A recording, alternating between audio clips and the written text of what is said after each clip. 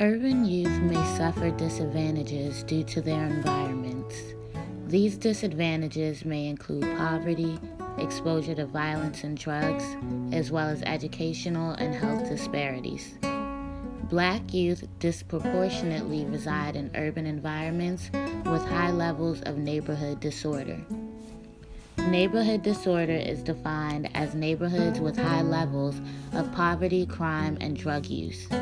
In these neighborhoods, illegal behavior and illicit drug use is encouraged and often reinforced. A growing area of concern and research focuses on the correlation between neighborhood disorder and marijuana use in urban youth. National surveys indicate that African American male high school students have the highest rates of marijuana use among all racial, ethnic, and gender groups. A study of urban youth in Baltimore City showed that by the 9th grade, 61% of African American youth were offered marijuana, 34% used marijuana, and 16% had it at least 3 times. 30% of these youth experienced social problems related to marijuana use, while 13% experienced health problems. The relationship between neighborhood environment and substance use during adolescence may be explained by increased exposure and opportunities to use drugs. Research suggests that illegal drugs such as marijuana are more prevalent in African American neighborhoods, and African American youth are more likely to witness drug sales and drug activity in their neighborhoods. Neighborhood disorder may increase the risk for the initiation and continued use of marijuana because it is widely available. Social learning theory suggests that youth can learn about drugs and substance use by seeing substance use and drug selling in their immediate environments. In addition to providing more opportunities for experimentation, increased exposure to drug use may weaken beliefs about the potential harm of a drug use and strengthen positive experiences of the use. National data shows that only 36% of high school seniors perceive marijuana use as a great risk, compared to the 52% in 2009. African American youth also rate their neighborhoods as more threatening than the adolescents of other racial groups. Exposure to crime and violence in one's neighborhood has been shown to be associated with increased levels of stress. Chronic stress can result in feelings of hopelessness, which can lead to depression. Marijuana use may be a means of coping with the stress that accompanies living in a threatening neighborhood. A sample of urban Atlanta youth found that youth who reported high levels of fear in their neighborhoods were more likely to report marijuana use than other youth. The physical condition of urban neighborhoods is also an area of concern in relation to marijuana use. Living in a neighborhood characterized by abandoned housing, vandalism, discarded drug paraphernalia, and deteriorating buildings may increase the likelihood of adolescent drug use.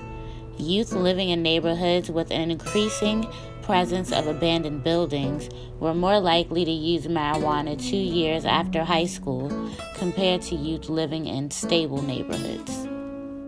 The health and social consequences from marijuana use are a serious concern for developing adolescents, and in particular, African American youth living in urban environments, who are often facing other vulnerabilities that hinder their ability to successfully transition into adulthood. Adolescent marijuana use is associated with increased risks of addiction, cognitive impairments, risky sexual behavior, and motor vehicle crashes. In addition, researchers have found an association between marijuana use and poor school performance, unemployment, arrest and incarceration, and diminished lifetime satisfaction. Reducing exposure to drug activity and violence in high-risk urban neighborhoods may be the first step to potentially halting the increasing rates of marijuana use among African American youth. Understanding how neighborhoods could be organized and provided with supports to discourage marijuana use and promote non-drug using behaviors should be an important goal of any prevention program in low-income urban Black neighborhoods. Interventions aimed at reducing marijuana use among urban youth should address the violence, crime, and poverty that characterize disordered neighborhoods in which they live. The overall long-term goal should be enhancing citizen participation and mobilization to address neighborhood disorder. Several short-term goals would serve as interventions for these communities looking to decrease the amount of marijuana use among their urban youth. The first short-term goal would involve residents partnering with police to co-identify problems and to strategize how to create public safety interventions or programs to reduce drug trafficking. The second goal would involve partnering with business leaders on neighborhood economic development initiatives, such as providing mixed-income housing. A third goal deals with encouraging higher levels of parental monitoring. Studies have shown that higher levels of parental monitoring can decrease the risk factors for adolescents initiating drug use. The final goal is to encourage youth to take part in formalized supervised activities held in recreational centers or churches. The problems that urban youth face due to their immediate surroundings may hinder their ability to successfully transition into adulthood. Social workers should help communities organize themselves in order to have the adequate resources to keep drug use out of their communities.